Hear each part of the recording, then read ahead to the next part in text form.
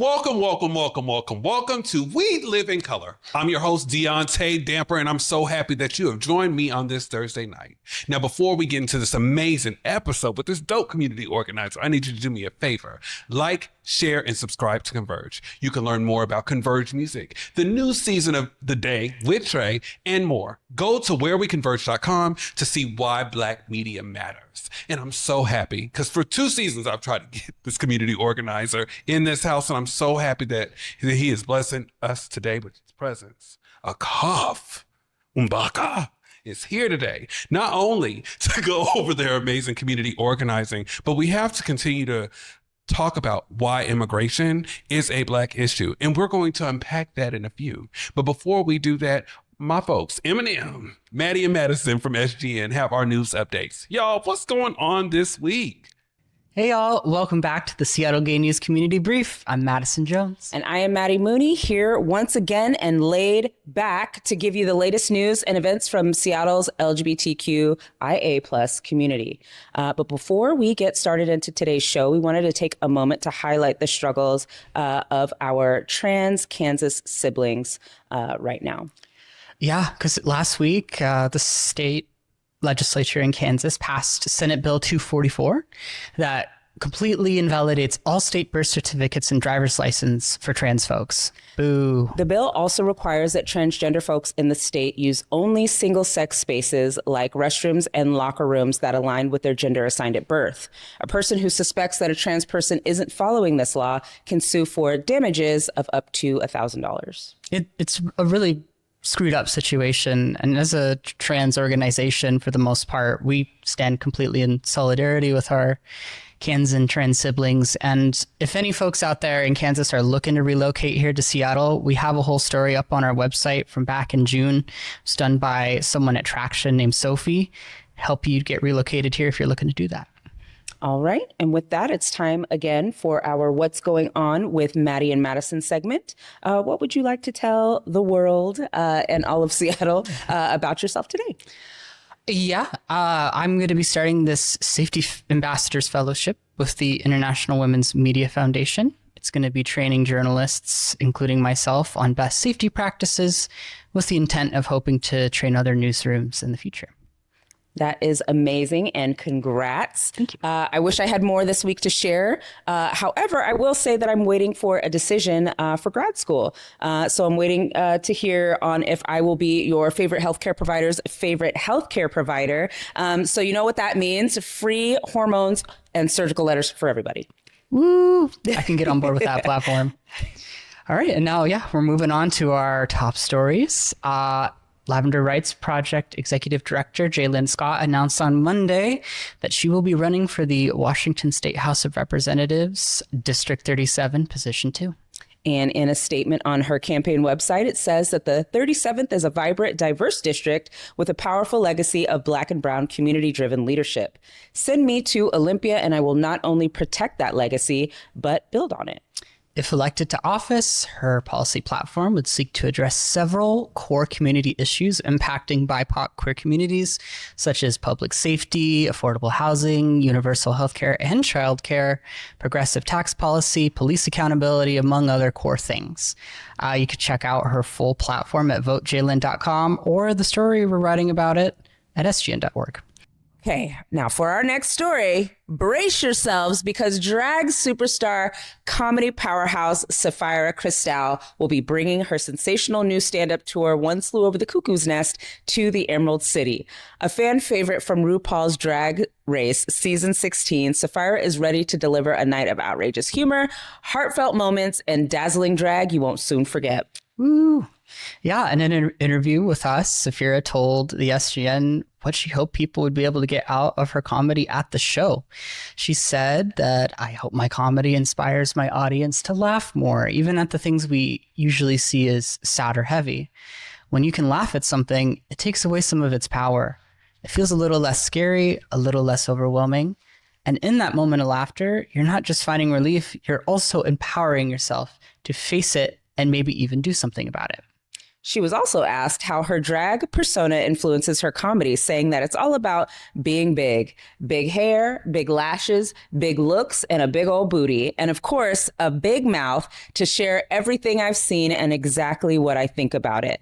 She says, I'm a little bit off the wall, so my perspective tends to be delightfully skewed, and that larger than life energy naturally spills into my comedy. Whether I'm serving a look or serving a punchline, it's all about being bold and being unapologetically me. And you can catch her at the Emerald City Comic Club on March 29th, as well as our full interview with Sapphira at sgn.org or in our March issue dotted around the city. And before we go for tonight's show, quick announcement. The SGN will be at Emerald City Comic Con. We're going to be there to promote a new LGBTQ comic artist program with the Seattle Office of Arts and Culture. You'll be able to find copies of our comic-inspired issue around the convention. And besides that, if you see us, please come and say hi. And that's all for now, geeks. Back to you, Deontay.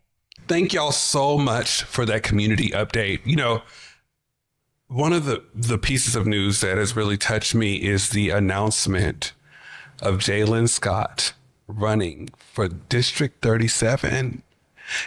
It means a lot to me because as a queer kid, I didn't think that I could prioritize my voice.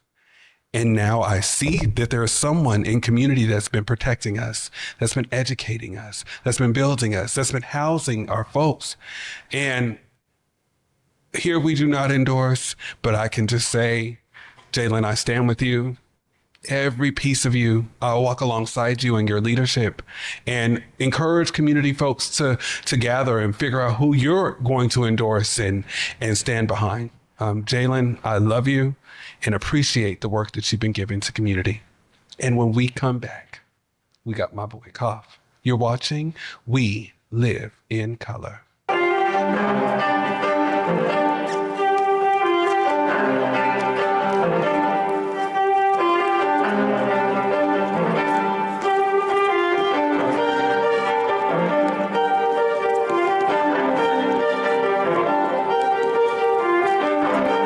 Washington's biggest night out for sports is Sports Star.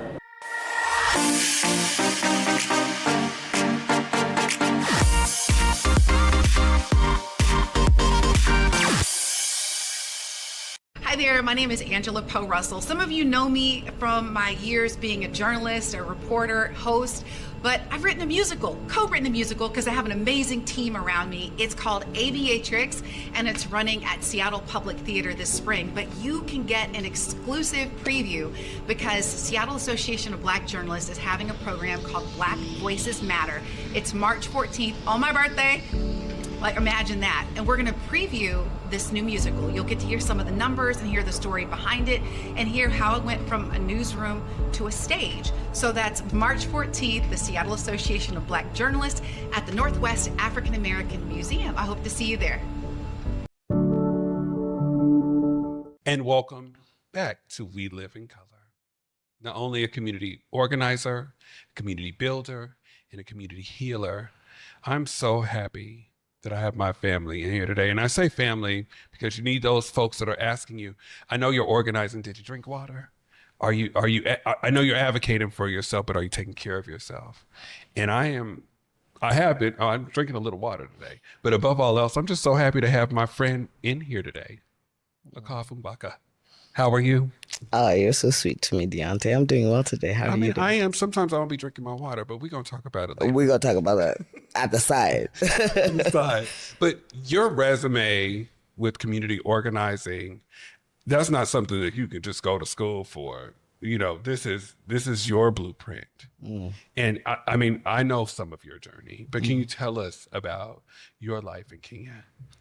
So essentially, I left the stabilities that is home at 13 years old. Wow. I grew up in a small town at the coast of Kenya named Kilifi.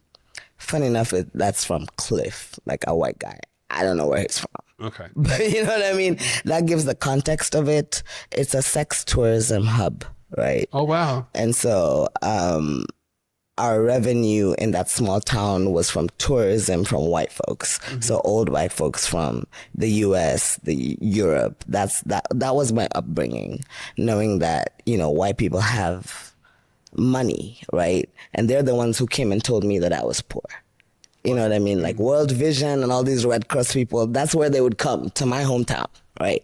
So besides that, there was a lot of violence amongst like different people. I grew up seeing mob justice, like people being burned on the stake for being different, and stuff like that. That happened every week in my upbringing. Let's unpack that. You said burned at the stake for being different. Exactly. Can you unpack one of those experiences? Absolutely. I think one of those dear experiences, just like, I was walking, I was a church kid, so I was going to choir to sing, and I walked by to go, it was like a 15-minute walk, and on my way, I just watched somebody, everybody, there's a crowd. What the horrible confounding thing is happening. And so baby Akoth is looking, wondering what's happening. There's a whole crowd amongst people. I see a tire being put in front of a human being. I'm confused about what's happening. This is a visibly queer person. Baby Akoth is like, I knew I was queer then, but I didn't have the language of what was happening. And I'm looking at a person who I think could be me. Life ended by what is a communal, like, tossing away of humanity, right? So that's what I grew up with, and I knew there was better. I knew there was better. And I knew I was smart, so education became my passport. And I knew that, okay, so I had to go to the capital city and get in a good high school. And after that, I was get a scholarship and just find somewhere where I could be myself. Thankfully, I had community that supported me. I got a scholarship that took me to South Africa, where I was able to see what legalization of homosexuality in an African context looks like. Yeah. I think that really opened me up to the idea that I could carve home anywhere. And I got a scholarship to the United States for college, and I decided like this was going to be my home. Gay marriage was legal here, a thing that I never expected I could see. And there was less violence than where I had at home. So I saw it. It wasn't perfect. Like the food here sucks. But I like my food, honey. Listen, I found good food. Okay. But in comparison, it was safer here than at home. And so I decided to make my home here and found it. When you went to South Africa, right? And you were tapping into the discovery of yourself, right? How did your family see you navigate that? How did they handle it, right? Because I mean, of course, you're living in Kenya, which is leaning towards catering to white folks, and with that comes religion, and we all, no matter where you live, everybody has went through this. I will say being overwhelmed or ostracized because of church, right? So how did your family navigate with that with you? I want to say it's been a long journey. Yeah. But at that time, this is some of the things that I say you can't really make a difference out of blackness, because I really relate with how blackness looks like here. We don't talk about this. Yeah. We know that that's the kid who sings a lot every day, or that's the kid that's weird, that just likes pink for no reason, or that's the kid that, you know what I mean? That's how we talk about it in the family. So I didn't directly experience violence, but it was an invisibility that I couldn't really see safety in family. And I didn't have those conversations at that time. How did that make you feel? I mean, it sucks, you know what I mean? But at the same time, I have a smart mouth, and I always just like had a vision for like, I'm bigger than this, I guess.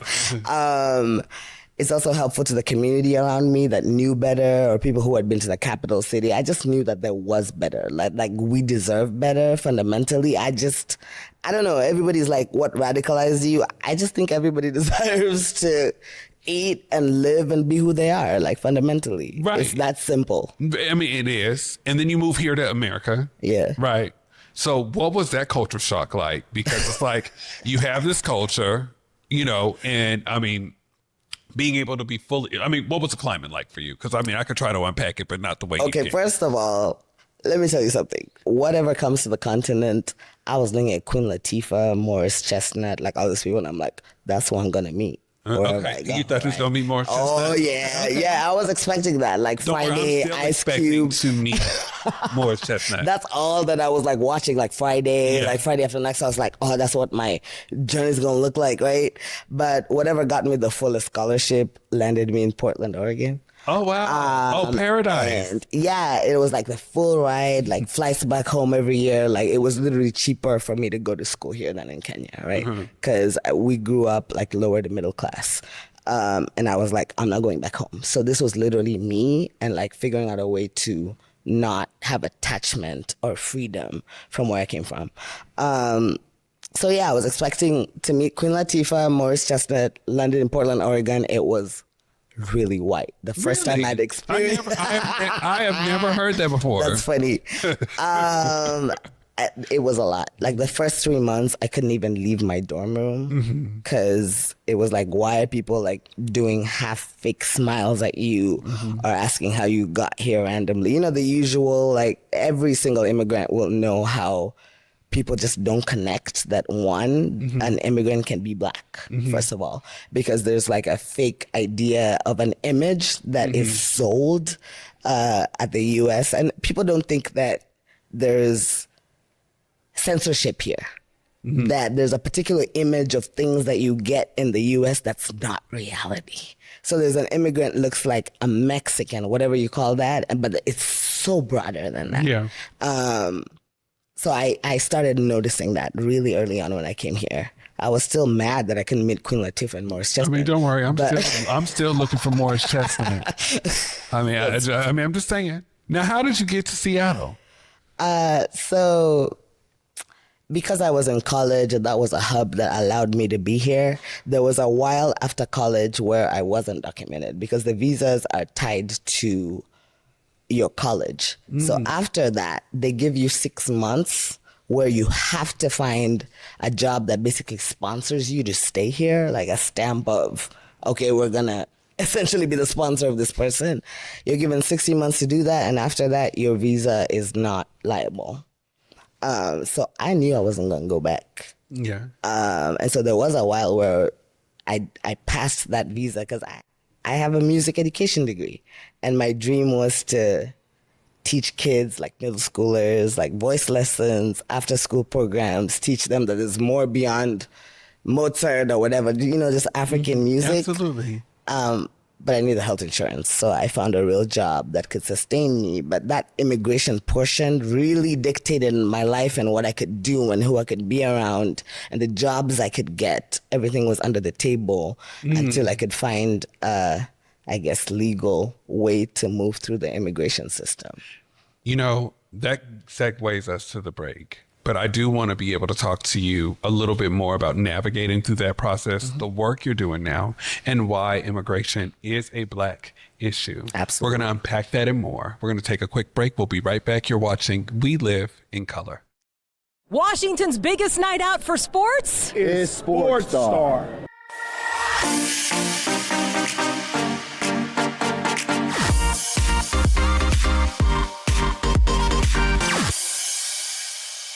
Hi there, my name is Angela Poe Russell. Some of you know me from my years being a journalist, a reporter, host, but I've written a musical, co-written a musical because I have an amazing team around me. It's called Aviatrix and it's running at Seattle Public Theater this spring, but you can get an exclusive preview because Seattle Association of Black Journalists is having a program called Black Voices Matter.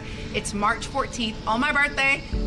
Like, imagine that. And we're gonna preview this new musical. You'll get to hear some of the numbers and hear the story behind it and hear how it went from a newsroom to a stage. So that's March 14th, the Seattle Association of Black Journalists at the Northwest African American Museum. I hope to see you there.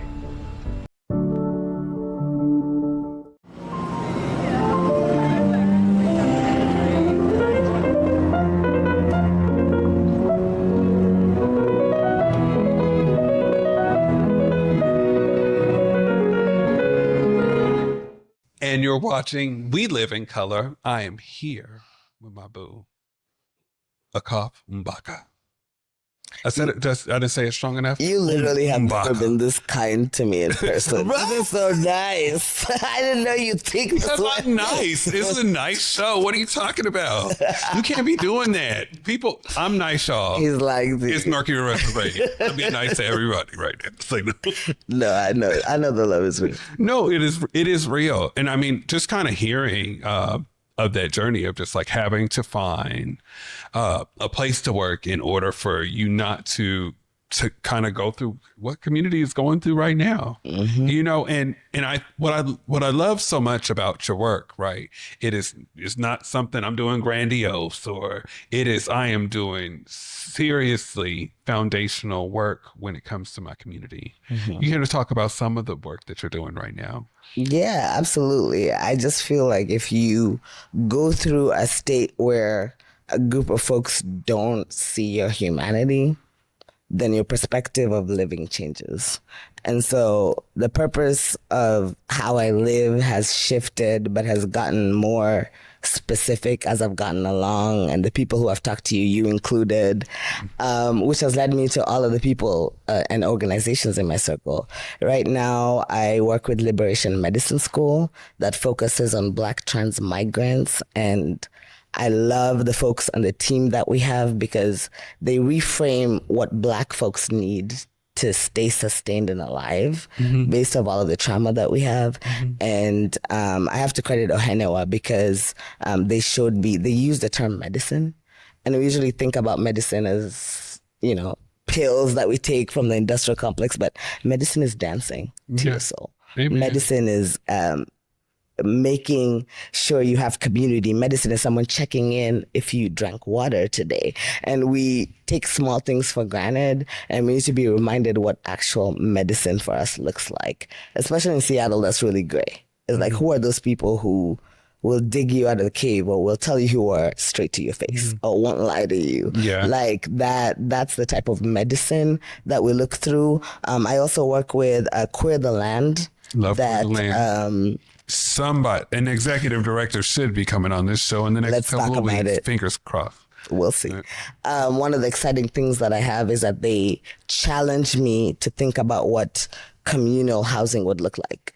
Everybody knows what it looks like to be, or potentially to be, houseless. People talk about how you're one disaster away from being houseless in Seattle because of how things are. And one of the things I like to connect with all Black folks is that the same thing is happening in Kenya. Gentrification, like colonization and white supremacy, are like this. All the systems that they use are so intertwined. That's why our experiences are so interlinked, you know? And gentrification is happening there, but it looks exactly the same in Kenya. And we know how queer folks are exercised in community. The big need for queer and trans folks or Black folks is housing. You have to think about whether you're housed first before anything else. Yeah. Right? And so with the Trans and Queer Mutual Aid Fund in Kenya, 70% of our mutual aid funds go towards housing. Like people who've been exercised. And even here, the work that we do at Lavender Rights Project centers direct services on housing. Queer the Land has a unit that will be like 12 rooms, maybe 6 to 7 rooms that will house people as well. So every single touch point I have needs housing. Yeah. So that's part of the group that I've been organizing with. I think the last one is Black LGBTQ Migrant Project, because I truly had to understand not my own lived experience, but what is collective out of the rest community, right?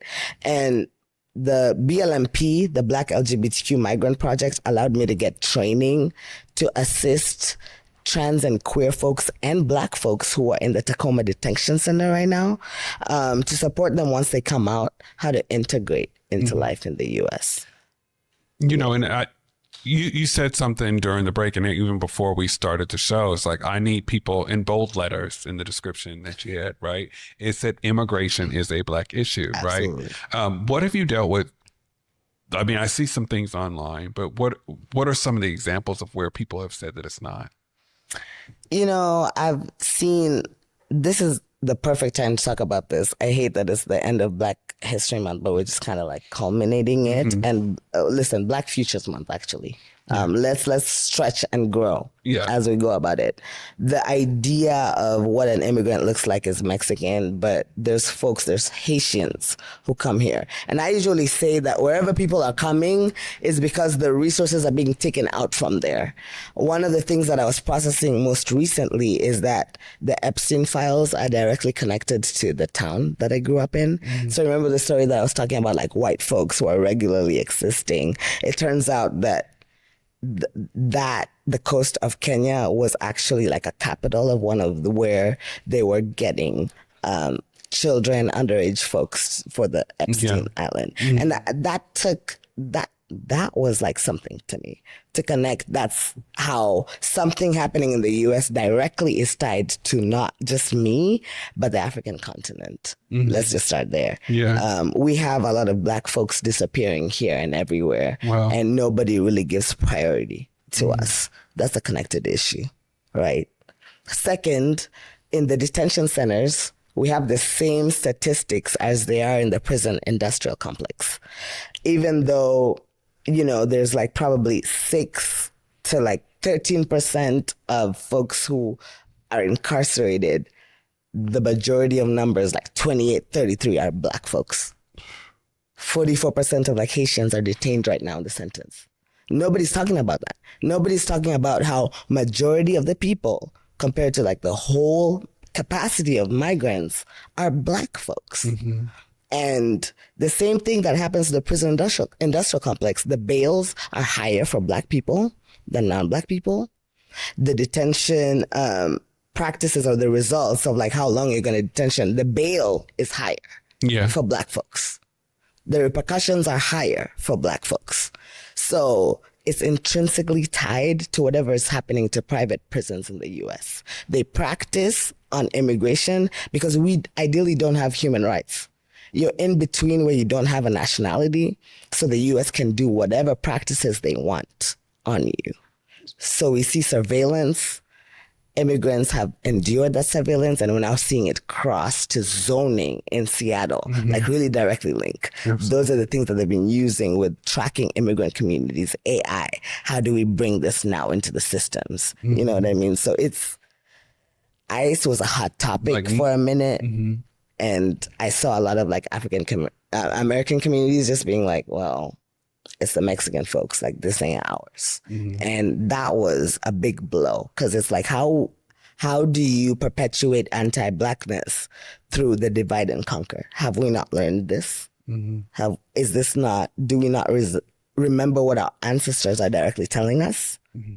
Do we not know that unity is strength? Like it's basic things, like right is right, wrong is wrong, that we need to remember in our bodies. And like, that's kind of why I do the things I do. Yeah. And one, that's why we love the things that you do. But I also think to myself about our community who come here in the spaces of seeking refuge and then get stripped again. Exactly. What's some advice that we can give to some of our community members that are impacted by this right now?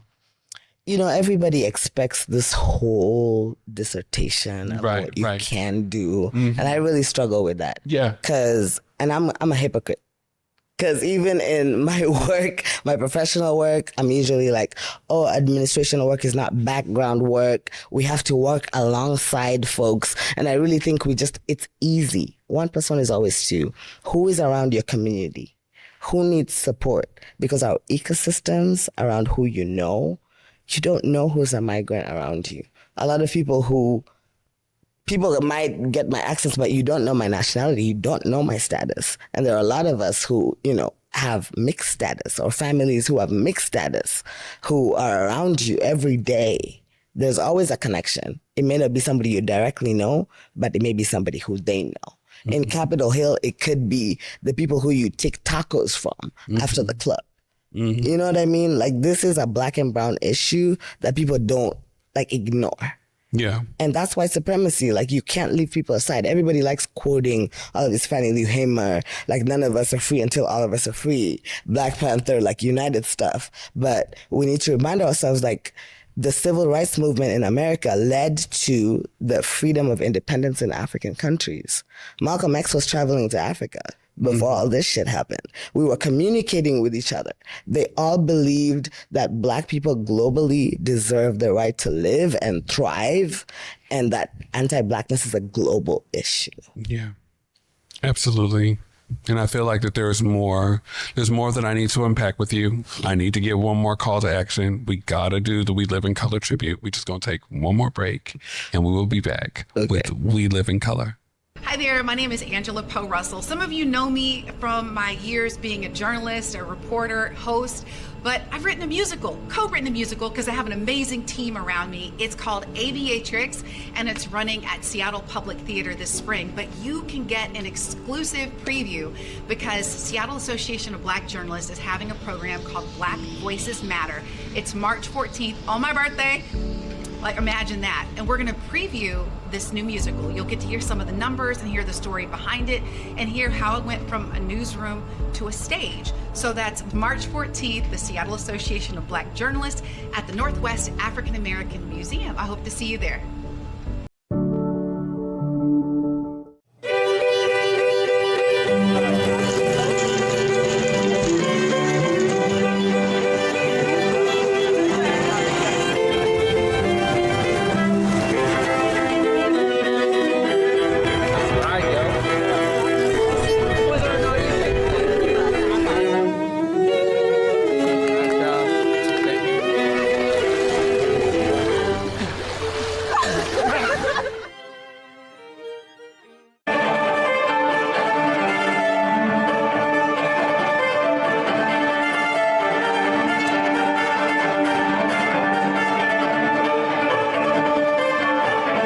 And we are back.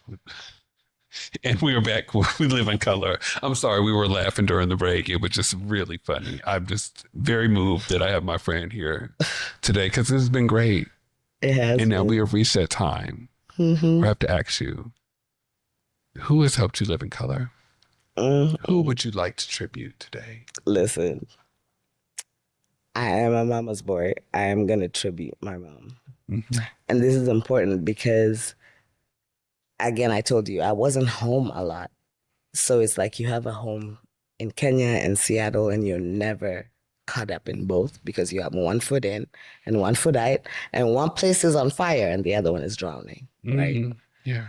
But besides that, my mother blindfolded moved here and decided to get in the journey of creating what our world together would look like.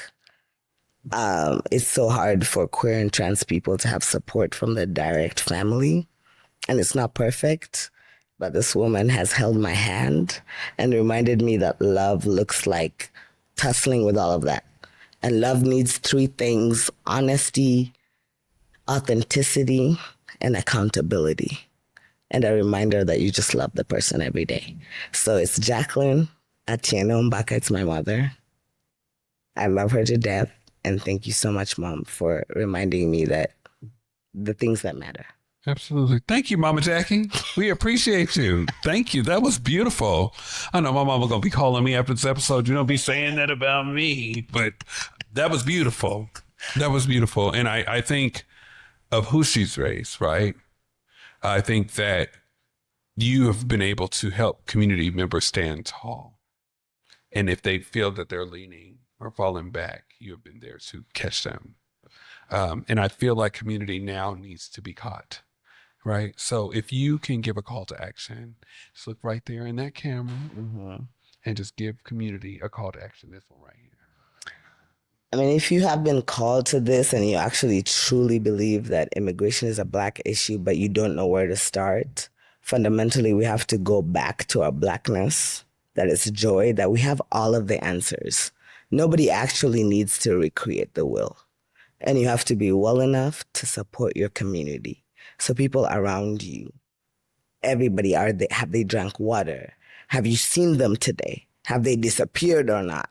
We can't touch everybody. Well, what we can touch is the people around us. So that's my direct, easy call to action for everybody. The other one is, if you're resourced, find those organizations who can do it.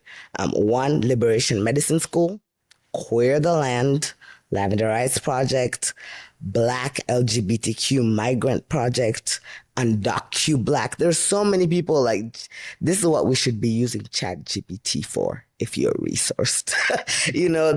People are doing the work. You don't have to do new things. And so if you're resourced, there are places to do that. If you can get foundations, or if you can find people who are running for campaigns that you believe in, that's how you do it. The small things have a butterfly effect. That's my call to action. That was good. That was good. Thank you. Now look at you. Look at We me. done wrapped up. We're about to get ready to wrap up. You did a good job. Thank you, Deontay. I've been asking you to come in for. I'm on season 4 now. I could be able to be. I'm on season 4. I've done almost. I think you're episode 80 right now. So I mean, it took me 80 episodes for you to get here. Community accountability. Now I'm gonna keep on drinking my water. There we go.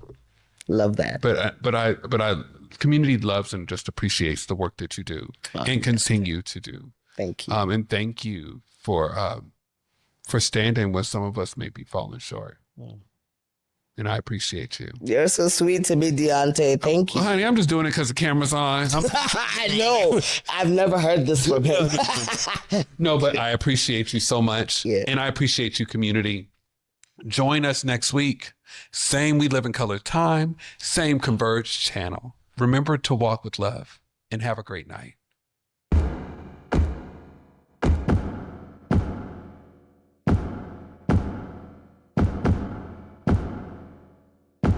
Hey everybody, Deontay Damper. To learn more about our blog posts, community events, and more, go to whereweconverge.com.